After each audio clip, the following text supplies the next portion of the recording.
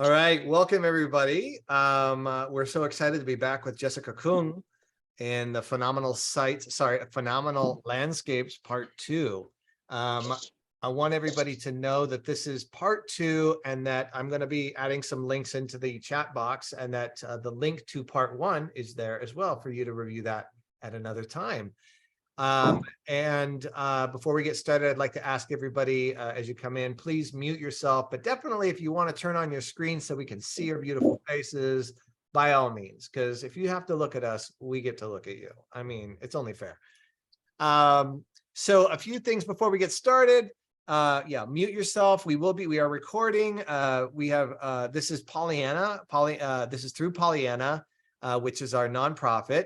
Our for-profit business, Studio Petrichor, we're a landscape design firm focusing on regenerative landscapes.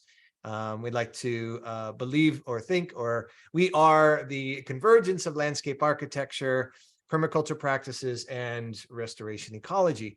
And Pollyanna was a result of Studio Petrichor so that we could share this knowledge with the world and educate and empower communities to honor and protect natural living systems. At the end of the talk, before the Q&A, I will post some things in the chat throughout this evening. And I think that's all I need to say. We don't need to tell anybody where the bathroom is, so I think we're okay there. Jessica, go ahead and get us started. I wanted just to start by acknowledging the amazing space that you and Lee and Studio Petrichor hold. And you've really, just in a sentence, I feel like you've connected me to the spirit of Los Angeles in a way that I never could have connected without meeting you guys at ASLA. So I'm grateful, very grateful, especially for the connection to the water. So thank you for being this wellspring in LA and all the work you do. And I think our conversations, that this is one of many, are deeply needed right now. Can we get Lord of the Rings and say that we're all part of the Fellowship of the Spring? Okay. So I'll just drop in here with you all. This is part 2 of a conversation we started April 6th. And so I'm just going to summarize really quickly some of the points from part 1. Whoops. So phenomenal site analysis and climate change. My first thought on climate change is that entire term needs to be decolonized, because what it reminds me of is one of the things that us first world country people find the most annoying is when the temperature of a room isn't right. And somehow what bothers us most is when the earth is not comfortable, like it's not the right temperature. And my sister-in-law, Gabrielle Dreyfus, her whole thing right now, she's a climate scientist, is around getting people to improve how they do cooling technologies because of the damage that AC units do to our carbon footprint. And so this thing about comfort and how the only thing that really bothers us in a colonized society about the earth, it's not that she's sick, it's that the temperature is not to our comfort level.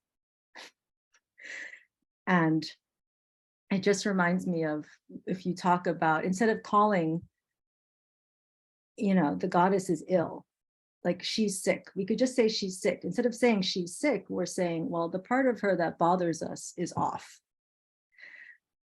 Which to me is kind of like saying, instead of saying, it's like someone who has terminal cancer, but saying it bothers you that she's losing her hair.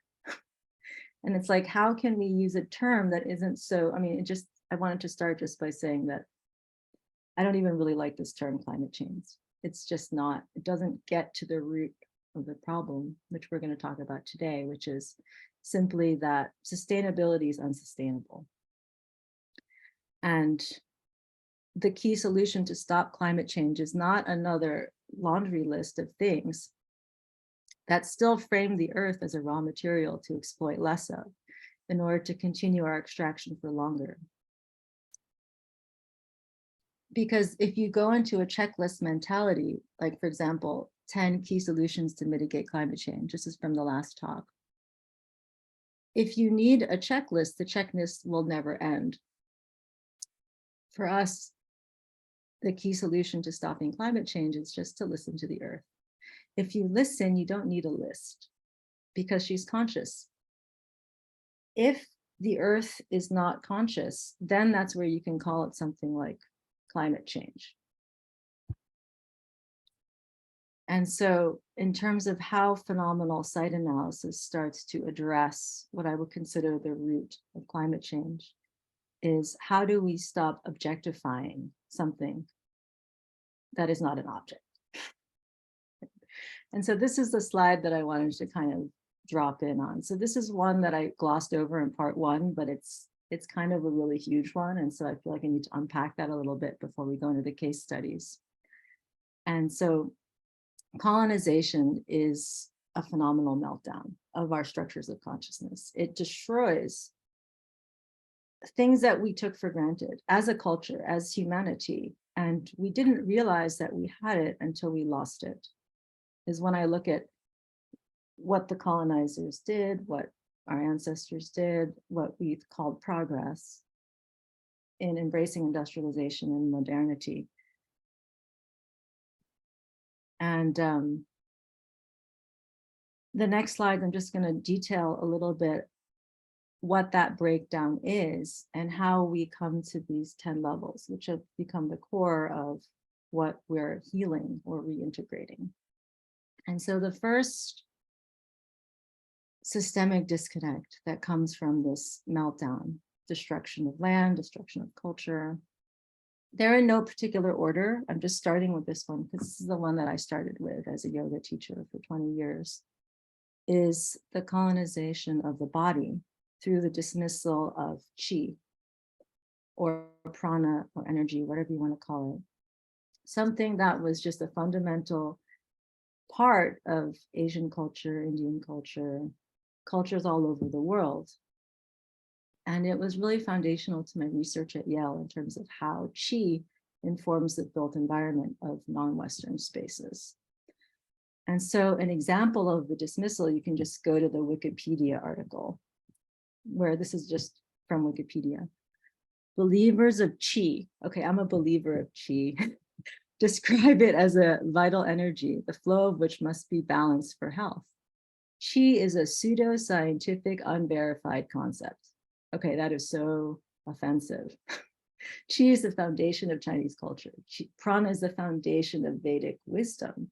For you to call a cultural foundation unverified by Western science and therefore just write it off completely, it's when I think of how deep colonization has done to erase foundational, fundamental aspects of other cultures, right? Because what chi has never been observed by Western science, unrelated, right? And so as a yoga teacher, one of the things that was most frustrating for me was how a yogic body, here you have from the Asian Art Museum's image of the body, of the chakras, and how it's become taught in the West and Western science and the Western body, basically the gross body. The very thing that you're supposed to shed in your yoga practice has become the body that you're working out. The whole purpose of Shavasana and all the poses, corpse, is you're supposed to shed the meat bag body. You're not working with it. And so all of these yoga certifications are based upon literally inserting the Latin names into this body. And for me, that's at the root of what's now known as the wellness industrial complex and the cultural appropriation of yoga. And for me, that gets the root of designing spaces for bodies that believe in chi, right? Because this dismissal of energy, which is foundational to the body, foundational to architecture, has been blocked, right? It's you can't be taken seriously if you talk about this in relationship to the built world. I tried at Yale, and that's a whole nother story of that experience and how I managed to get through it and do well. But so in the 10 levels of consciousness, it's blocked off here. And so there's a disconnect there. After that, you can say another place of disconnect, which is related to the dismissal of chi, and also the result of colonization, is the dismissal of genius as spirit and not as ego. So Studio Petrichor and Sean all about the ego, not designing for the ego. That's fundamental to the distortion of genius, which literally meant spirit, to thinking the Starchitect that the genius is him instead of something that comes through him. That's a very, that's a shift. And so for me, that's a dismissal of spirit as something that moves through you, that you steward rather than you. It's not about you. It's never been about you. And so this dismissal of spirit and genius loci, right? There's spirit and then spirit of land, which is environment, and spiritual and energetic phenomenon. So what does that look like?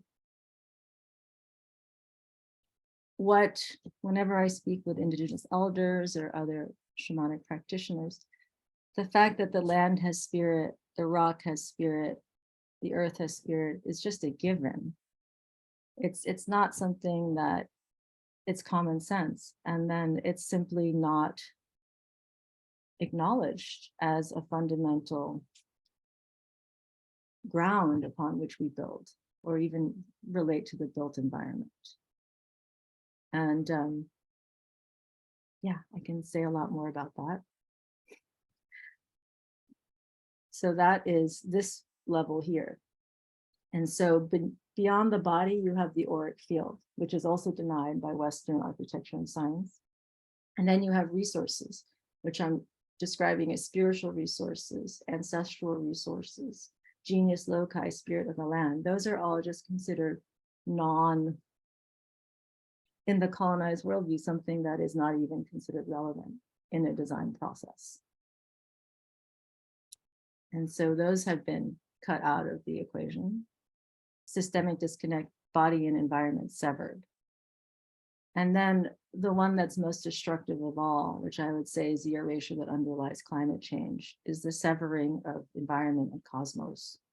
And so I put these little hatches here, which to me, I think of like those pigeon blockage things, so you can't land on the edge. So it's just become so antagonistic, the relationship between environment and cosmos. So the elimination of the edge condition was systemically destroyed through colonization, through architecture, through modernism. So if you haven't read Ornament is Crime by Adolf Loos, but how modernism created the clean edge and erased the language of spirit from the built world. And when I was studying at Yale, I was mentored by Kent Bloomer, still mentored by Kent Bloomer. And at the time, he was doing a research project with the forestry school. And they wrote a pretty mind-blowing essay around the relationship between deforestation and defoliation of architecture. That historically, when ornament was being stripped from buildings, in other words, references to the natural world or the supernatural expression of the natural world in our built environment was being removed, that was also sort of at the same time with degradation and loss of biodiversity and the deforestation on the planet. Because it's almost like you can't have one without the other. When it's no longer a part of your built environment, it's almost like you lose your connection to that part of the world. And so there's a resonance between the deforestation of the earth and the defoliation of our buildings. So for me, that's this disconnect. And the popularity of green walls and green roofs now are just like a joke.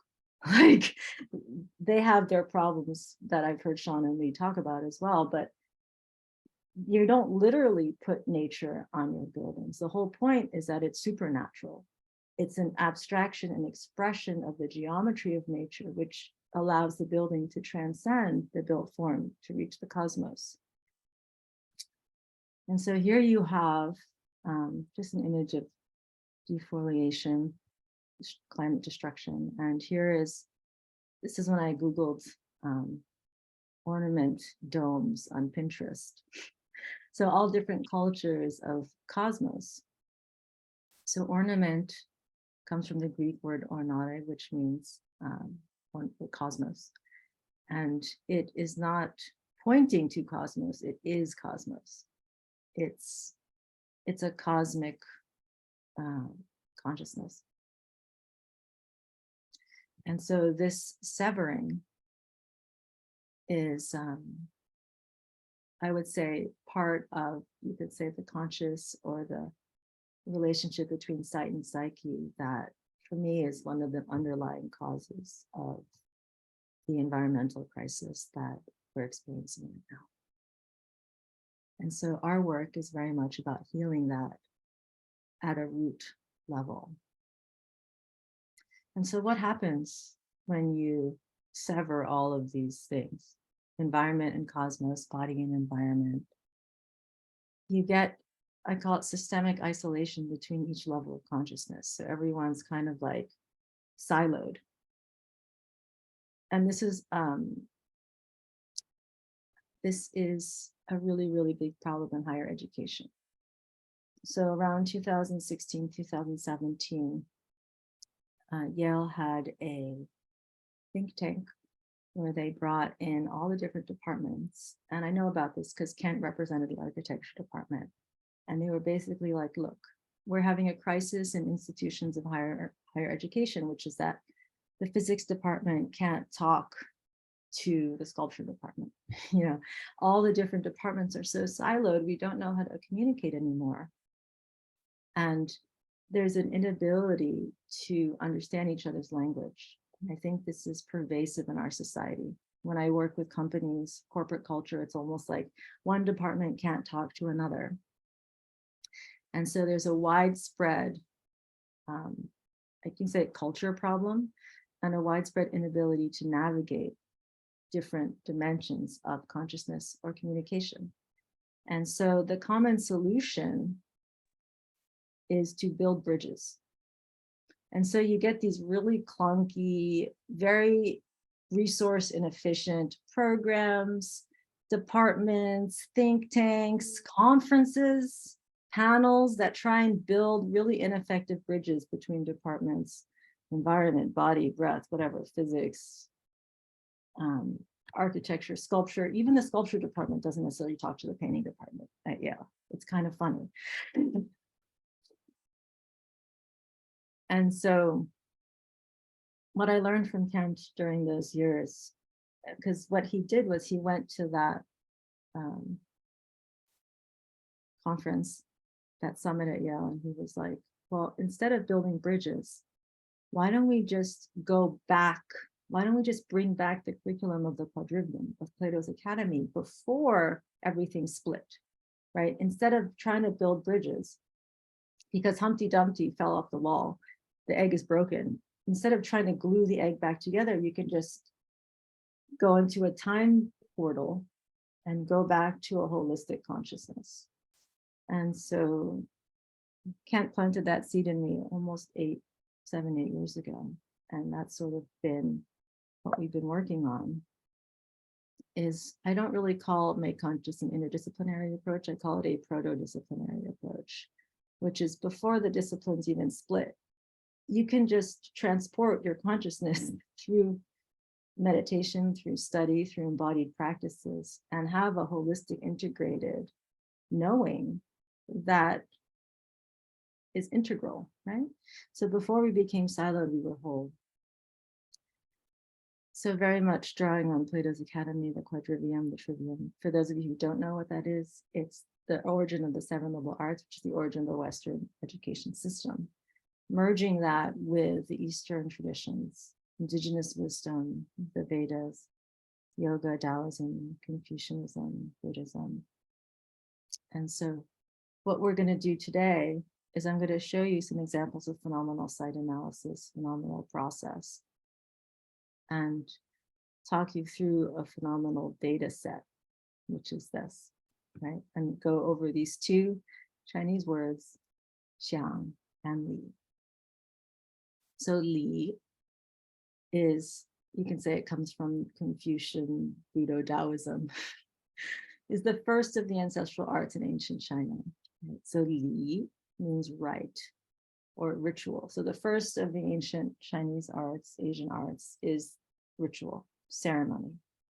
So instead of building bridges, let's just go into ceremony space. That's the first art. And so this word of the right, we'll start with this character on the left. This is all seal script. So this on the left is, it becomes the same radical in Shen, but it means spirit.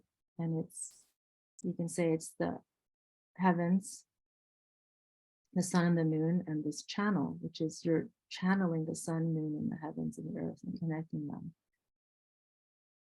And then here on the upper right, you have an incense holder offering. Then you have here the offering table. And then here, this became the character for Dan in Dantian, but it's like the cauldron. And this word is so powerful because these rites can be inner rites or outer rites. So this Taoist notion of inner alchemy, it's also an externalized offering, it's also an internalized offering. And so when you engage in a rite, it is an aligning process. This is the cosmic pole, this is the axis mundi, this is the yupa, and it aligns the 10 levels of consciousness. That very act of the yoking, the yoga, the union of coming into that ceremony, rite space, ritual space, starts to align cosmos, environment, resource, aura, body, breath, right, embodiment. So it starts there. So any phenomenal process would start by coming into a space where you can become a channel, right? Connecting to genius, connecting to spirit, not about you, but something greater. And so the other misunderstanding about mind and mindfulness is that the mind is in the heart and the mind is not in the brain. So for me, one of the biggest misunderstandings of mindfulness is that, you know, the popular app in the Apple Store is called Headspace because they think it's here. Meditation doesn't happen here. The ancient Chinese word for to think, xiang, it's right here. And this is a seal script. Here on the left, you have wood. And here on the right, you have I. So this is a very common trope that you see in the construction of Chinese characters, which are poems in and of themselves. You have the first of the list representing the whole list. And so the wood here means the 5 elements, and the I here means the 5 senses. So it's this interaction. In Sanskrit, it's called Sanyoga. It's this magical union of your organs of sense and that which your senses perceive, the elements, informed by, held by the heart. So that's the phenomenal container, right? How you engage with phenomenon through your heart, this intersection of the senses and the elements. So it's mirrored in the Sanskrit. This is a Sanskrit word, bhutendriya. You see it in the scriptures as well. Bhuta is elements and indriya is sense powers. So bhutendriya is this union of the elements and the sense powers. And so bringing these ancient ways of knowing to create a phenomenal data set. So phenomenology, for me, that's the closest Western sort of foothold to this, and developing a practical phenomenology. So phenomenon is that which appears. Logos is study. So phenomenology is the philosophical study of the structures of experience and consciousness. Data set. Data comes from the word datum. Data is neuter plural. It's a lot of information, and it comes from the verb to give. And so receiving that which is given, right? Using your heart, using this beautiful interaction of the senses and the objects that neurosense perceives to eliminate the stranglehold on knowledge of the material sciences, right? Because currently accepted data just blocks off everything that is not within this visible realm. There's some audible, some tangible, some fathomable, but everything that is invisible, inaudible, intangible, unfathomable is considered immeasurable and therefore irrelevant.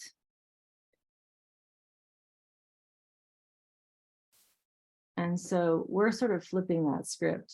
So instead of this being sort of what we operate with,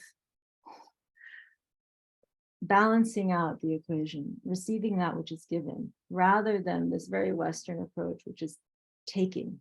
It's like the eye reaches out and grabs, rather than receiving that which is given through spirit. So channeling the ancient data set. These are two slides that I showed in part 1. So I'm just reviewing them briefly. These are the Kogi sacred stones of the Tyronas, from the Tyronas. This is a true form chart from ancient China. They're both carved stones. This is a rubbing of a stele.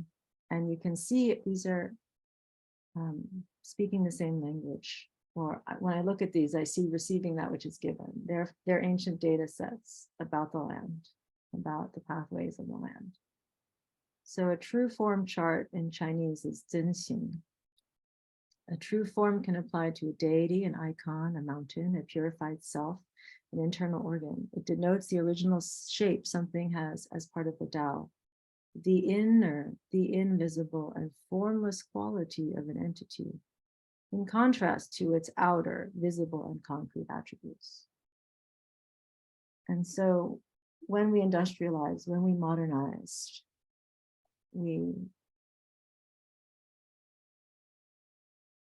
this is what we destroyed.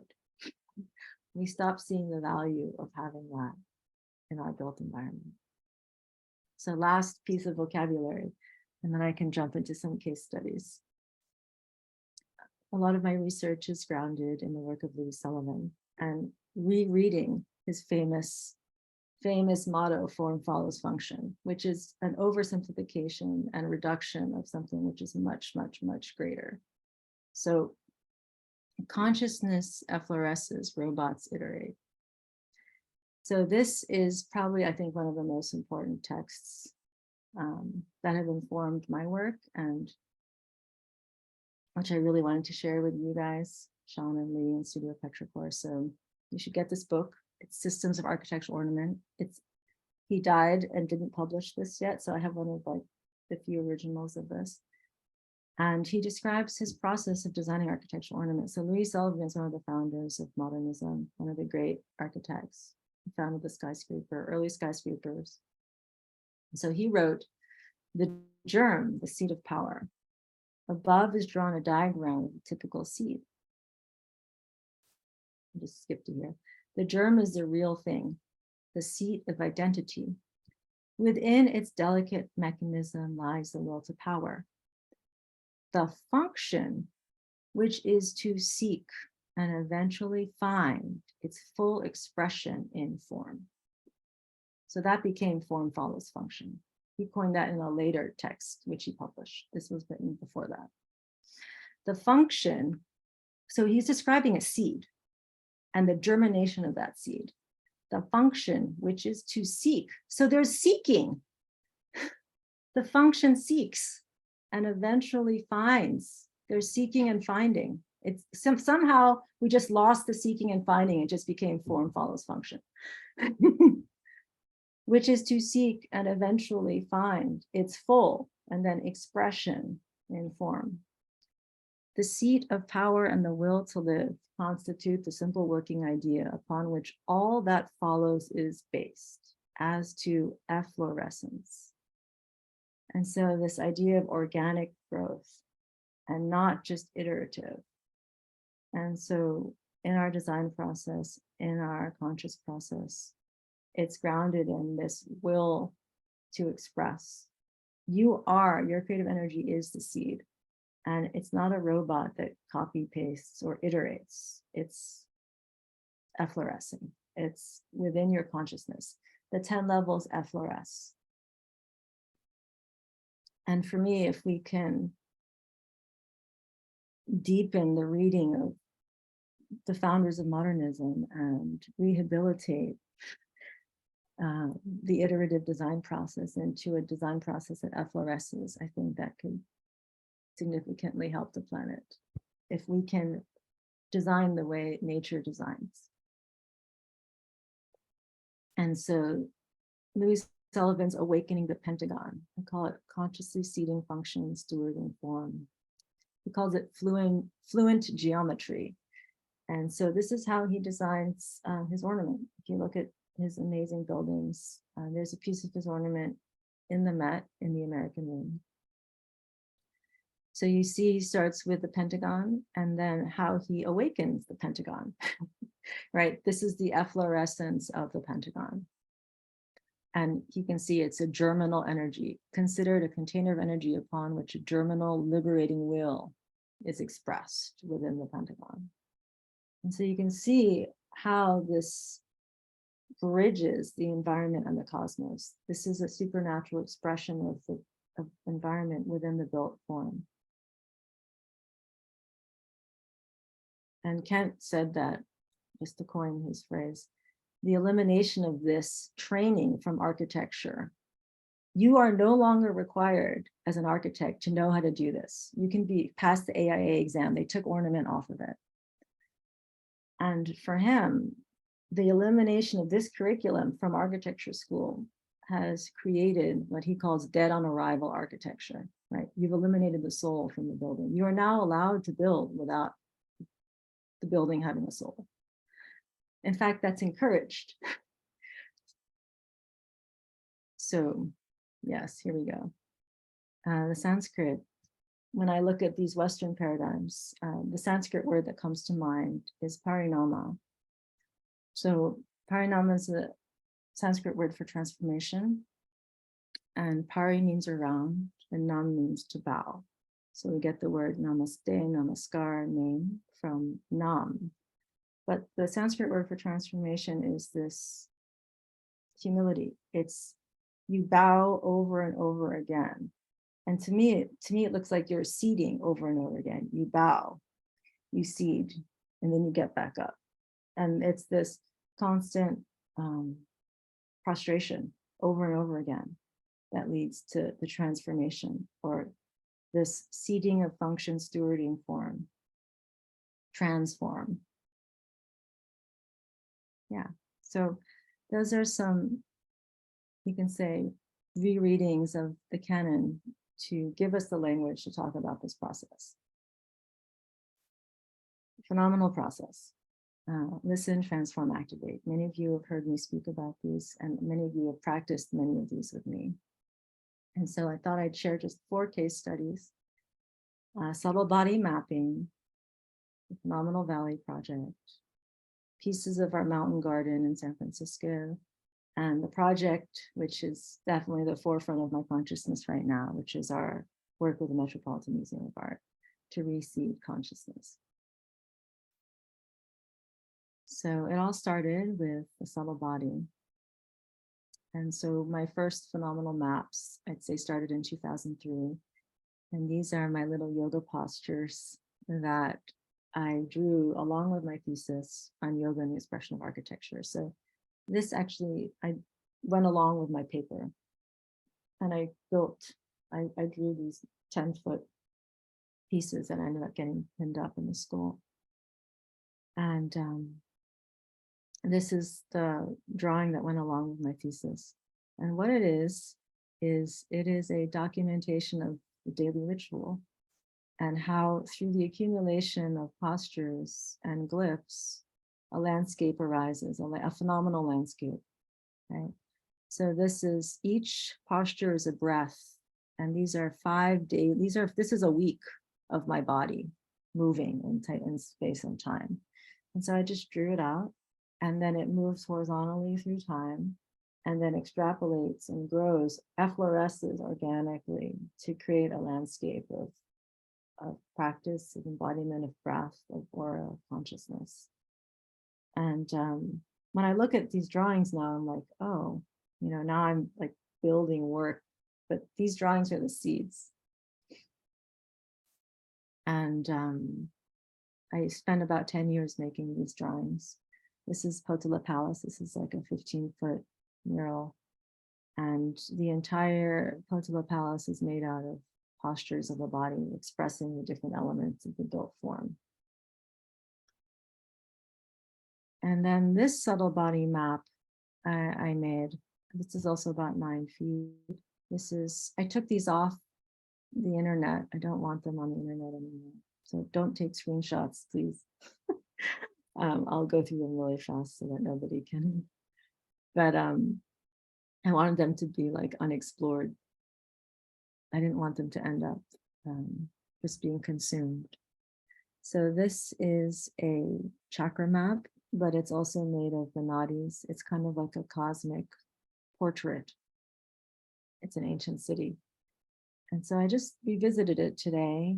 And it turned out that when I made this, my parents also just recently moved to Williamstown, which I just learned recently, is governed by this sigil. So this is the land of the Mohicans. And all over town now in Williamstown, they have these links. And I saw this just yesterday and I couldn't believe it, because it's the same structure as a subtle body map that I made 20 years ago when my parents bought this land. And so these are the Mohican homelands. And so it's just more evidence of the relationship between the inner and outer landscapes. Okay. So jumping into the phenomenal valley. All of this work led to, there's a big skip here, like between this work where I'm an artist to one where I'm working with incredible creatives. So I'd say a few years ago, Elizabeth Boltz came to visit my studio. I think Marissa was there too, I can't remember. But she was looking at one of my paintings and of the landscape. And she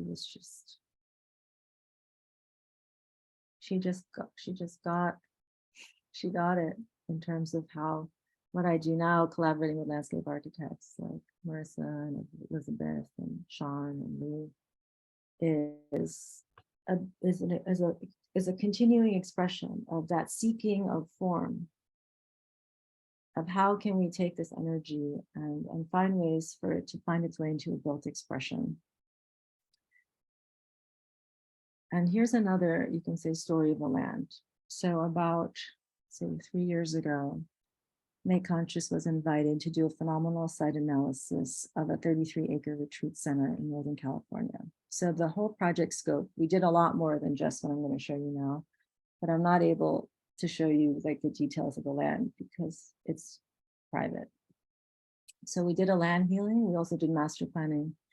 And the project was a collaboration between Marissa and I and Chip Sullivan and Elizabeth Boltz. And a part that I'm able to share today is where we collaborated with the Indigenous elder to tell the story of the land. And so through 2 months of land clearing work and ceremony work, we were able to tune in to the history of the land. And so here are 4 drawings that I ended up making. And they're based upon, you can say, journey space, sketches, combined with section elevation plan drawings. So here on the upper left is the site plan. And then I did section cuts And so this is section AA. And then from the journey space, I kind of came back and was able to map the stories that we did and the changing of the topography of the landscape based upon the stories. So this is based on, let's say, a combination of our listening to the land while we were healing it, and whenever we would find something. So for example, we found, when we were listening to the land, women that were poisoned. So then we would go to the indigenous elder and say, hey, was this woman poisoned? Then he would be like, oh, you found it, very good. And we're like, what? Be like, yes, poison was the weapon of choice back then. And then he would proceed to tell us the rest of the story. So that was kind of how these maps were assembled. We would kind of go to the elder with a tiny kernel, a clue, and that would show him that we were worth talking to. And then he would give us the rest. So in his stories and our journeys, here you see today is kind of the topography, and then 28,000 BC, the time of the giants and the dragons, is much higher, and these were caves. So look for the thin line of the present day section, find the lake. The bowl of the lake is what is left of an underground tunnel system. There used to be a great mountain long ago during the time of the giants and the dragons. They were not surface dwellers, but they traveled through the sky and into the earth. The lines of energy remain in the sky above and the earth below of the pathways that they traveled. Apparently they would travel upon the air to get salmon. As time progressed, the mountain flattened. As density increased and consciousness declined, the sky paths and earth tunnels shrank and shriveled into ruins of what they once were. And so here's what it is today. But in the past, there was these giant mountains, and we saw these pathways that would go from the caves of the giants, and they would go through their cave up onto the sky paths and go get salmon.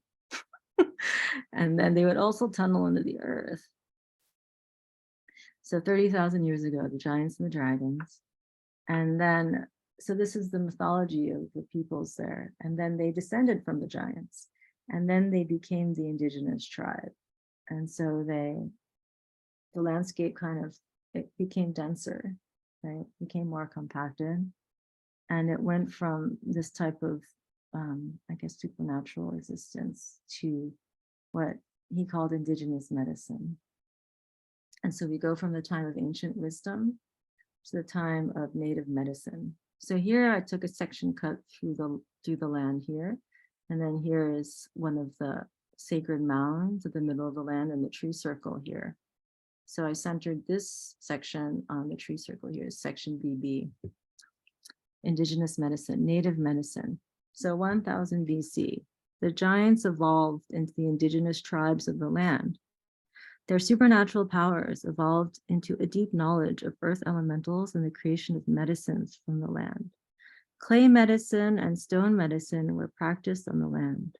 Sadly, as modernity leaned in, the medicine started to be weaponized into poison. So what we learned was that the indigenous shamans who had mastered these elementals would then use it to attack each other, and that weakened the tribes. And according to the elder, he said that that's what allowed them to become colonized, that if they were in their full power, it would have been impossible. 1000 BC, medicine man, and then the decline of medicine, 1300 AD, and then moving towards colonization. Then came the time of poison and gold. So this land is in the area of the gold rush. So here we took a section through the center, section CC. You can see this is where there's a lake here, a little depression. 1300 AD to 1850, poison and gold. Before the arrival of the settlers came the arrival of ambition and competition for resources within the native tribes. Poison became the choice of the land and was used with terrifying effectiveness to weaken the native tribes and make them susceptible to conquest and the annihilation to come. Gold fever overran the land, and with human greed came even deeper trauma to the land. And so when we were healing and clearing the land, we found lots of sites of dismemberment, torture. We even found an execution site. And so that's sort of the energies that are being mapped here. 1300 AD dismemberment, 1500 poison medicine, and then 1850, the energy of scattering and dissipation. And then the present day, back to section DD, cutting through these two palms. And so this is where the temple is on the retreat center, remembering the sacred. And so this healing in the present day, when they bought the land from the people that had stewarded it before, there was already a quartz mandala placed within the land. So that's what I tuned into here, this sort of crystal matrix with roots. Remembering the sacred. After the trauma began the return to peace, many different spiritual lineages have come and intentionally created and rediscovered the sacred land. With the most recent temple activation, there's been a reseeding of the divine feminine. So remembering crystalline land and temple activation. So yeah, that's one piece of the phenomenal side analysis, just to give you a sense of scope. This was like a 1 month process, and this is probably maybe 10% of the drawings that we made.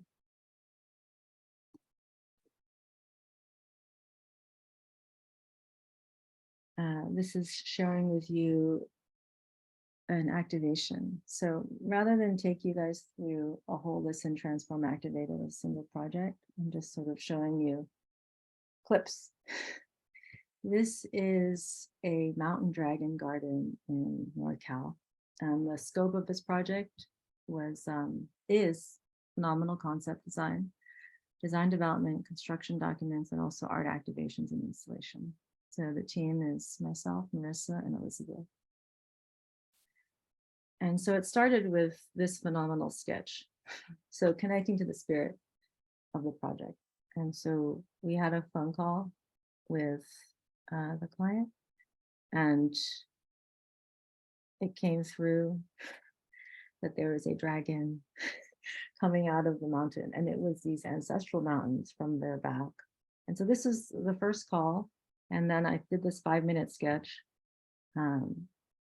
After the call, I texted it to Marissa. She was like, thanks, Jessica. It's the design. And then she came up with this CAD drawing like effortlessly, like a month later. So I feel like in that month, we kind of like came together with that concept. And so this also is sort of like our dynamic right here. And it went through many efflorescing. And this is what it looks like right now. So install this beautiful trellis designed by Elizabeth Boots. This fire pit designed by Marissa.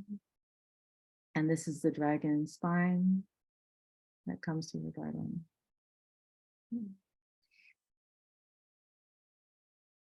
This is the model that I made in our backyard. And so a big part of Make Conscious is making. We have a strong emphasis on actually building the thing. And so I'm really inspired by a lot of, you can say, current discussions in philosophy. And one of them, through Sean Kelly, who wrote about techne. So this is sort of the Aristotelian understanding of techne, which is the root of technology. And so he wrote in one of his papers that he presented at a philosophy conference that through the process of making, he defines techne as through the process of making that the paradigm of the idea changes. So it's super important that you're not just theorizing. Like I can give all these talks and spout all these ideas, but the true efflorescence happens when you stop talking and you start making. And it goes well beyond any kind of intellectual exercise you could possibly. That's how you go from fathomable to unfathomable for me. Like, as long as you're theorizing and intellectualizing, you can stay within the fathomable. But when you drop that and you start making, the piece has a life of its own. And there's a surrender that has to happen. And then the paradigm can shift. And so for us, fabrication, craft, all these things are part of the transformation, part of the efflorescence. And so, yeah, it took me 3 weeks to make this model. And these are every few hours I would text it to Marissa and Elizabeth, be like, what'd you guys think? And then you kind of work on it remotely. So last case study, which I'm going to share. Oh my God, I'm on time, you guys. Last case study I'm going to share is Phenomenal Museum. And when we're like, what does this have to do with climate change? What does this have to do with all of this? For me, this really gets to the heart of reseeding consciousness. So museums are such a potent nexus of atrocity, right? It's colonized objects, often stolen, taken from other lands on colonized land. So the Met is like a perfect example. It's like Central Park, and then this Olmstedian landscape, which has erased the previous Lenape history, and then inserting all of these objects from all over the world, beheaded Buddhas, all of these objects within this space. And so when I first kind of proposed this project, I was chatting with my collaborators, Davine and Jenny, and we were joking. We were just like, what if we did a phenomenal site analysis of the Met? Like, haha, wouldn't that be fun? And then we would just walk around the Met and say, this one wants to go home, this one wants to go home, that one wants to go home. And so that's what I thought was going to happen. And then the craziest thing happened. I actually started hanging out with the objects, and it turns out that they have like a party every night, and they're all New Yorkers and they don't want to go home. I'm like, you don't want to go home? They're like, no, like, this is our scene. And then I realized that this thought I had that they want to go home. Okay, some of them want to go home. But then I realized that a lot like I once was walking down the street and someone yelled at my mother, go back to China. And she was kind of like, my China doesn't exist anymore. I'm New Yorker. Like, there's no place to send these objects. Just like the immigrants that came to New York, you can't send them back to their home. There is no home that exists for them on this plane. Anyway, so that's kind of, we were joking about doing this project, and then I just kind of started doing it, kind of just made it happen for New York Design Week, and it's taking on a life of its own. So the project scope is a phenomenal site analysis of the Metropolitan Museum of Art, public workshops and activations, and healing the land and collections. And the team is expanding every day. Jessica, Lauren, Ilan, Norman, Ian, Poe, and more. So I'm going to just show you some of the workshops we've done. So the experience begins outside of the Met, starts with a land acknowledgement and tuning in to the muse. So museum means sit with the muse. So fundamentally sitting with the land. So the ancient Greeks used to see the muse as the being that was on the land. And so to sit with the muse was to sit with her, to sit with the land. And so we start with this land acknowledgement outside and call in the genius, the spirit of the land, the spirit of the Met, and invite people to share what they see or feel from that phenomenal communion with the muse. And here are some of the first round on May 18th. This is like a pyramid spiral. Here we have a snake, like a kundalini. And then we enter into the museum in a ritual fashion. And so it's not every time the experience is based upon the genius, the collective genius of the group and what arrives and wants to be seen. And so we collectively make an oracle deck where people connect to the spirit. They ask the muse to basically guide them. And each person draws a card on a card, and then we make a deck. And then we basically, each person draws a card. And that's the next object that we go meet. And it's each one is a transmission, a spiritual transmission from the muse. And this one, the first round ended with Artemis in the American womb. And these are some of the drawings of her, of where she is now. This is a plan view, and where she wants to be. This is the Mediterranean. And then was the Egypt one 2 days later. And so these are Paige's drawings where she channeled 7 sigils that were different transmissions for her. And then she found them. You know, she found the scroll in one of the scribes. She drew this, and then she found the hieroglyph with that in it. And then the third one, Sunday, pretty incredible. Someone who had never been to the Met before. She drew this flower. And then what you do is you draw the card, and then you find the object that's calling to you. And so she found this sarcophagus with that same flower that she had drawn, minus a petal. And it was framing this door. So this is the door to the labyrinth. And Theseus is being handed as a thread. And that was the first moment that we entered on that day. And then like that, we were guided to 4 or 5 different transmissions throughout the museum, including this garnet-eyed Buddha. There's Bo and Matthew. I don't know if I should just let you guys talk about this. But Bo chose the mother's sword, and she found her in this Eleusinian Mysteries portal, which has opened all sorts of other portals. And here's Matthew rubbing the ornament that Tim actually drew a card for. And so we were looking for ornament, and it turned out we went down. This photograph is totally staged. He had already finished. I was like, wait, go back. So yeah, some fun times. And that particular activation ended with my friend Matt's drawing this sculpture of actually Kiki Smith's piece, but he ended up finding it in the body of a lobster. So we ended up getting a lobster activation, this poor lobster that nobody sees behind the water fountain. And we ended up doing phenomenal drawings of the lobster.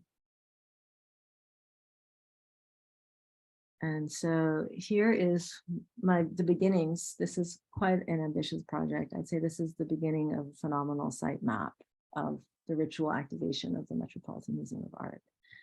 So starting to document just the way you would document, bees pollinating, our activations of the objects or the object's activation of us.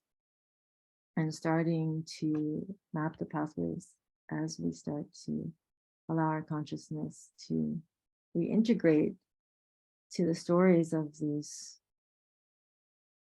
I wouldn't call them objets d'art, they're like muses. And so we have 2 upcoming ones. We're gonna, on the 16th and the 21st, there's a new show opening up. 2 new shows, one of Pueblo pottery, which I'm really, really excited about because that's the spirit of New Mexico. And there's a lot of ancestral geometry and transmissions in these pots.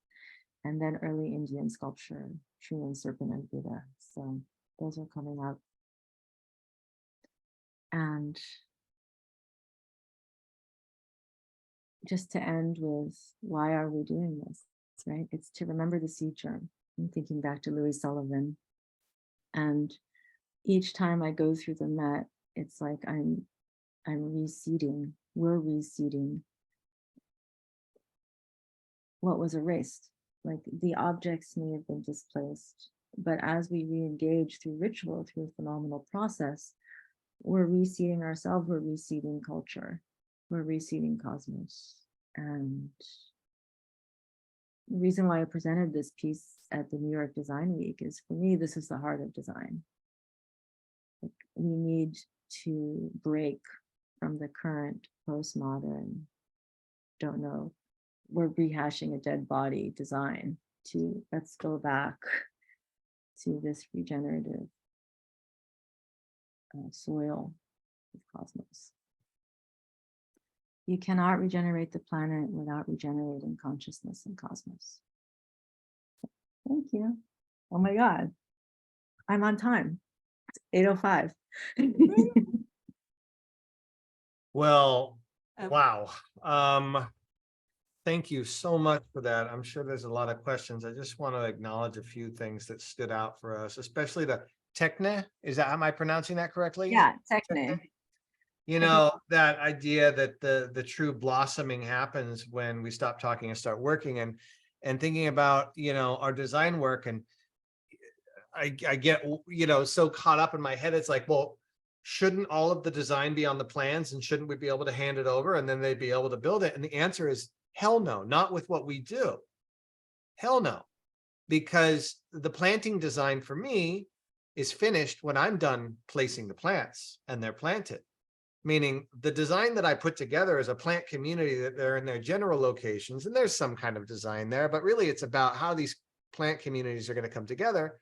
And then that's my key to just say, oh, I had this in this area, and then I'm holding a 1 gallon plant knowing that this is going to be 8 to 10 feet, you know, wide. So I'm going to put it here, and these perennials are going to go in between. But I finished the planting design. The last 15% happened on planting day. And the completion of any hardscape surface or wall or rain garden, all of that happens on site. So I absolutely love that. And then, you know, you've been talking about ornament for so long that it finally stuck. It just clicked for me. And what came up for me as I was listening to you was that regenerative landscapes, which we focus on at Studio Petrichor, are ornament revival. And that falling in love with ornament, that we're falling back in love with the ornament, which is nature, what we see in nature, the patterns and forms, for the renaissance of the ornament returning. So it's like the pendulum is swung as far as it can, and I think it's swinging back now. It is. Yeah. So wow, thank you for that. I saw a hand raised. We can do hand raised, or You can put just something in the blurt out chat. if you want to. The floor is open. Don't be nervous. And turn your video on. Yeah. Hello. Hi, Kasang. Sorry, it's early my time, so you know, I'm still not fully awake, and still drinking my coffee here. Yeah, but hi everyone. And yeah, I mean, a lot of it was you know, above my pay grade, but She goes deep, doesn't she? very interesting. And you know, I'm looking at all of, I was trying very hard to look at all of this on this little phone screen. Some of, yeah, the drawings were very detailed, and you know, I was kind of struggling to see all those clearly, but yeah, very interesting. I think I got a gist of most of what, you know, you were saying. Yeah, but definitely a lot of it was very above my pay grade. But for me, the ones that most resonated were the healing the land, you know, the land that you were describing, I think it was the Mohican Indian lands, right? And then the history behind it. And then, leading up to the gold rush and the greed. And, for me, I've been kind of trying to study the monetary system a little bit, like just self-study, and the economy. And, so this is all very interesting. And when the monetary system started also, I think is very, very deeply connected. And, although I think the first coins came from China, I think, but I think, yeah, the international monetary system, I think you trace it back to, if I'm recalling this correctly, to that particular land, to 1500, the gold rush. But anyways, yeah, so that's an interesting kind of, tie-in for me. And then when land starts to become objectified, commodified, but yeah, just then the start of the modern monetary economy and things like that.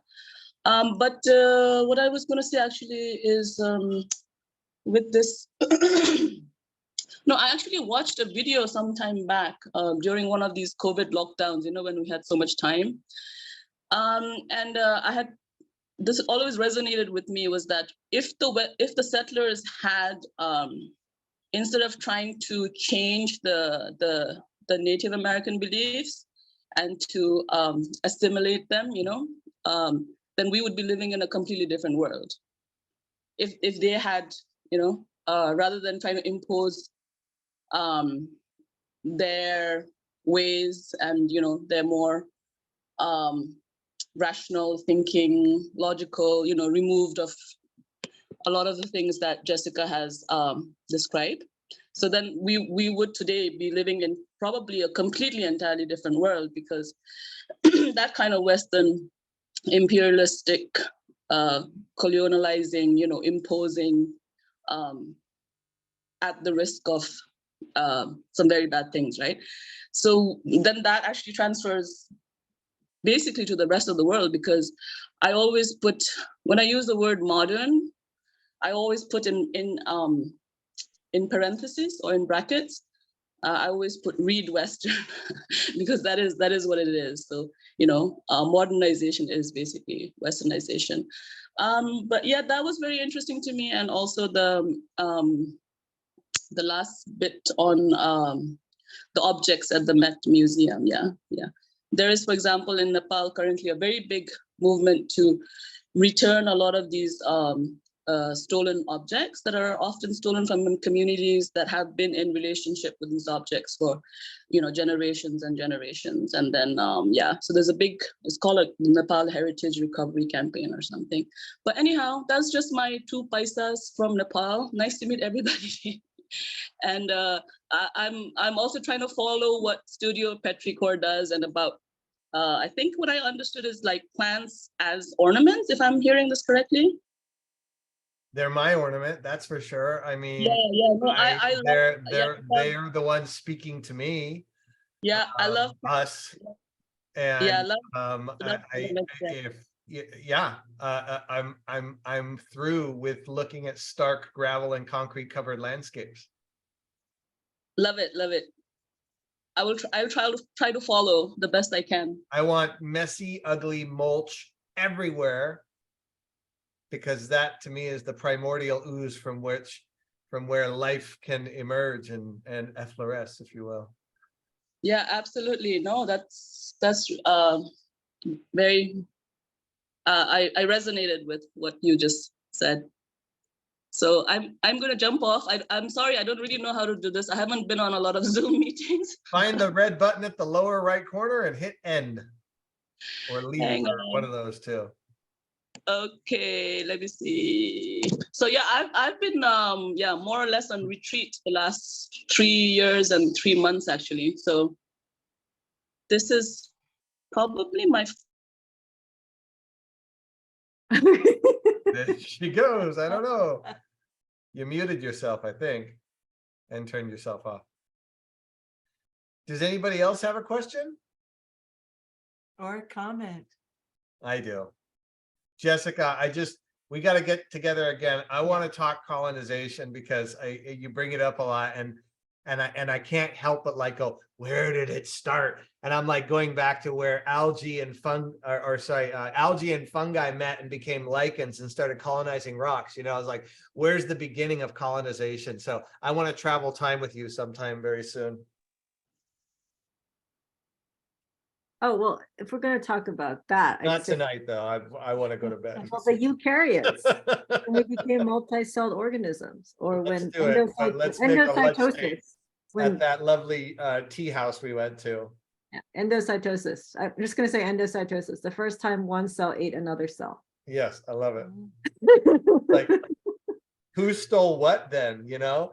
So, but that's a The deeper, Golgi body to do the mitochondria. That's right, a Golgi That's the body. Golgi body, yeah. Was because that was on a biological level, the Golgi body it's actually a parasitic relationship, because it used to be separate, but then it became colonized by the eukaryote multicell organism.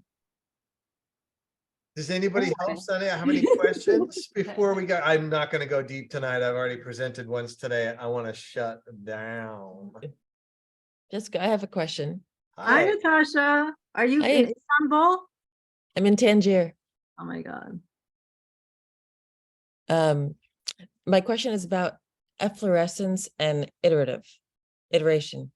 So can you describe a little more, almost like from your experience, what does that look like? And I feel like my brain is still sort of stuck in this mode of, or this like habit of iterating with design, sometimes with other people side by side. But what is efflorescence sort of, you know, even in your work? I don't know if there's a way to explain it, but how does that look like? You asked the $1 million question. I was like, I don't have time to go into this. Well, we don't have to. No, we do. So there's Okay. many ways you can identify when iteration took over efflorescence. So I've been studying the history of Chinese mathematics, and so there's this line in the book that says in 1850 Chinese indigenous math was killed at gunpoint and became assimilated into universal math. So universal math is what we currently understand as math, which is Euclidean geometry, calculus, the number line. So the number line is also part of like 8th century that became universal mathematics, which destroyed Pythagorean math, which is actually the foundation of the quadrivium. And so different cultures, right, because ornament originates in how you understand numbers. So this idea of numbers as soulless, calculating, robotic things is completely colonized.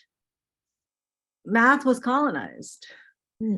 And so numbers were sacred. Numerology, right? If you look at the I Ching, if you look at Pythagorean numerology, numbers had soul, numbers had spirit. It wasn't one, it was oneness. It wasn't two, it was what was a dyad. 3 wasn't a number, 3 was the Trinity. 4, and everything had its meaning. The meaning was taken out of the number. And so that's when it became iterative, when number was simply about multiplying and not about the laws of the universe. So that would be my short answer. Okay. And so when you effloresce, you can say that those are working with geometry systems that were erased, a lot of them. So a lot of ornament, you can't actually do ornament in CAD. You really need to do Pythagorean. CAD is based upon Euclidean geometry, Cartesian. And so if you want to, and so Pythagorean is much more like, if you look at Greek architecture, Roman architecture. So it's, and also efflorescence is based upon the 17 symmetry operations in nature. So there's mirror symmetry, there's what they call mirror translation. There are 17 different ways an object can rotate, flip, spin. And that's how it effloresces. Whereas iterative is just cut and paste. Effloresces as it moves, it expands, you can say in a Fibonacci spiral, or any of the different ways that organically grows in nature. So those are two different ways to understand. And so the way design is currently taught is with, I'll call it colonized mathematics. So soulless numbers, in which case those numbers don't allow expression. Yeah, that makes a lot of sense. Good. I see Ansu has her hand up. Yeah, I mean, if I could just add to that thought and connect it to colonization as well. The sort of divine symmetry that carried through the Islamic tradition and that they brought to southern Spain, they brought in essence to Europe, and is visible even today in the Alhambra, for example, that infinite sort of amazing rotational impossible geometry that expressed a certain kind of mathematical, aesthetical, religiously symbolic unity. That kind of mathematics was actually systematically destroyed in this sort of ethno-nationalist Spanish kind of notion of some mythical religion that they didn't really have, but they created. It was a sort of Catholicism that they used, and they bludgeoned it out systematically through genocide and violence. And then what we eventually were left with was this sort of very stripped, bare mathematics, and then even science became like that. And even Galileo said he didn't even like color. He just wanted the sort of physics of motion is all that he wanted. And I felt like that was a great sort of illustration of how the potency of that connection between mathematics and aesthetics and divinity was just crushed by colonialism back in the 12th century in Europe, and then was reified by the 16th century sort of Enlightenment period when everything became just very stripped. But to that point, I would love you to just, if there is time, but we can do this later, to speak about the symbolism and divinity in sort of European churches and the body as represented in European churches, because there's some attempt to do that similar kind of spiritual connection in a church architecture as there isn't there in the other architectures that you're talking about, sort of embodied Eastern. Yes, I can. I met this wonderful woman on the Amtrak on their way to Albany, and we spent the entire hour. She started showing me pictures. She just come back from Scotland, and she was showing me photos of her entire trip, and it was all ornament. So I ended up giving her a commentary on her entire trip, and I was like, "Can I use that in my slide presentation?"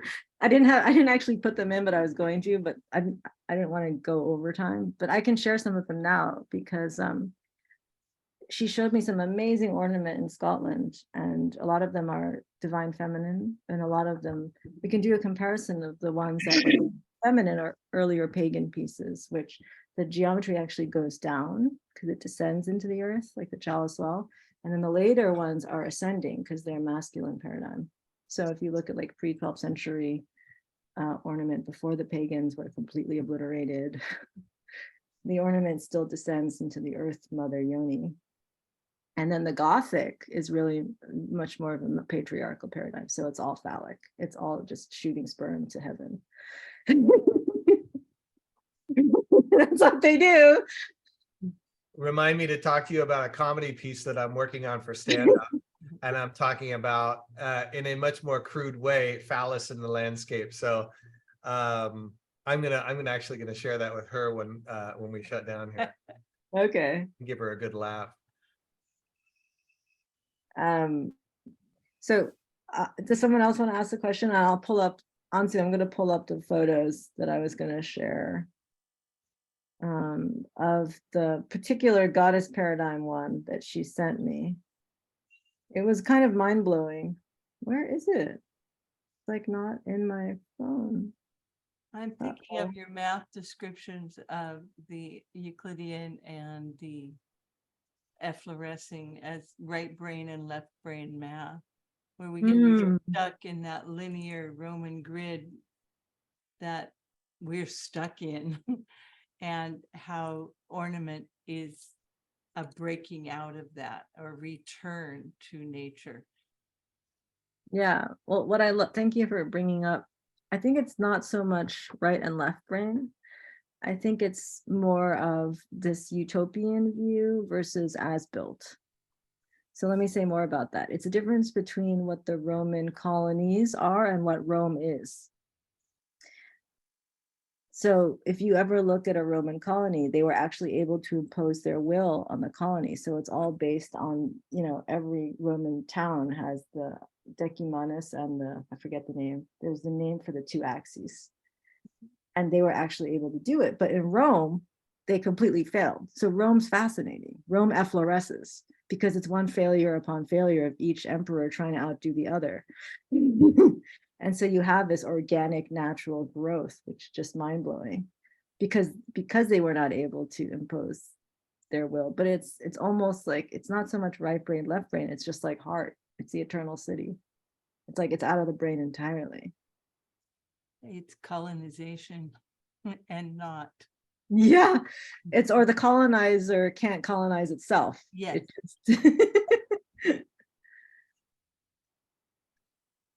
All right. Oh, weird. I think we're good. Oh, Saul. Sorry, I know this is last minute. I was just thinking, all the everything you're talking about, just brought up this question in me, like, because you were speaking about getting, I guess, if I understand correctly, how to tap into genius by leaving yourself open, right? To whatever source, whatever source genius comes from, right? That influences us. So how do I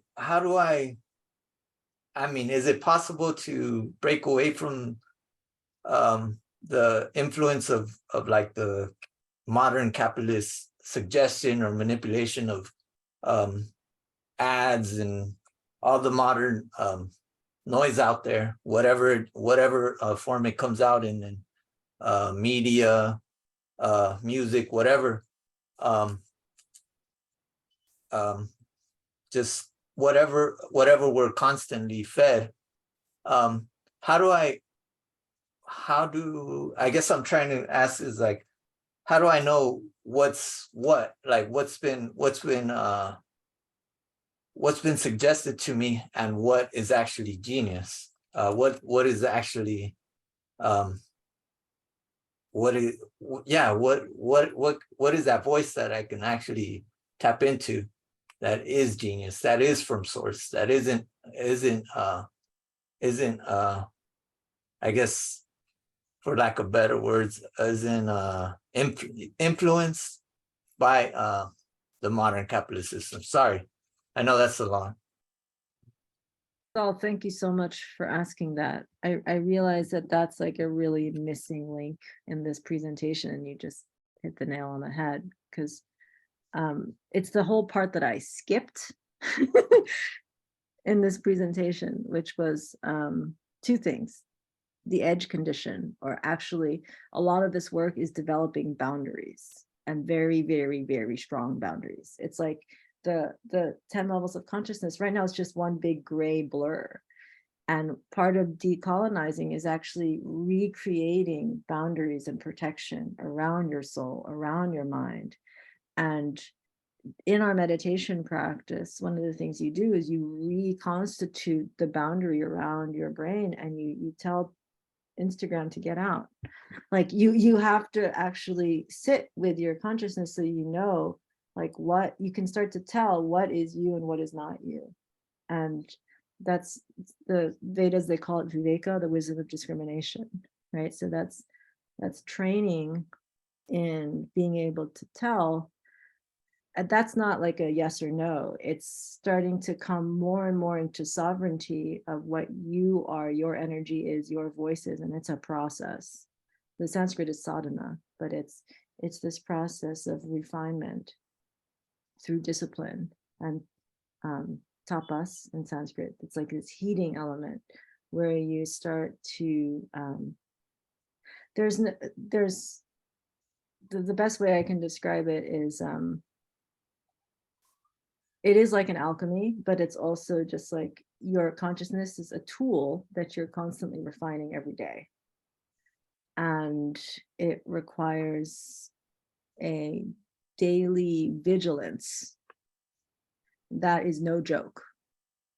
And the training that I use to get there is just straight up hardcore Buddhist meditation. And when I say hardcore, I mean like hardcore. I mean, I did an hour a day since I was 18, didn't miss an hour until I was pregnant. And then I trained to do a 3-year, 3-month, 3-day silent meditation retreat, which meant 4-month-long silent meditation retreats to prepare for the long one. And so for me, what really taught me to differentiate from my voice, from the capitalist voice, was to give away my phone for 1.5 years and not look at news and really just reconstitute my body. And everyone has a different path to that. You don't have to do that.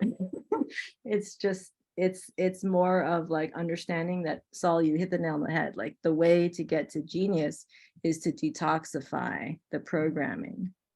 And so when I graduated from Yale and I wrote this thesis, which is quite good, it was very obvious to me that I couldn't do any of it. Like in the last 20 years has just been trying to actually become an embodied being that can actually do it through the making, because it was just theory. The paper is just theory, it's not practice. And so from 2003 to 2023 has been the journey of becoming, you know, practicable in that. And it's obviously just starting. All right, it is 8:32, and I just can we get a round of snaps and applause and energetic hugs for Jessica? Thank you so much for everything. Thank you so much. I want everybody to know that in the chat box, I left some links for some upcoming talks. The next month, I'm gonna, I may not be talking about Buddhist meditation. I might be bringing up psychedelics, but we're redefining egocentric design next month. So you might be interested in that. I'm interested. I don't know what I'm even going to say, but I'm interested. And so I'm wishing you all a wonderful month, and we'll see you on next time. Thank you. Thanks, everyone. Bye-bye. Bye. Bye.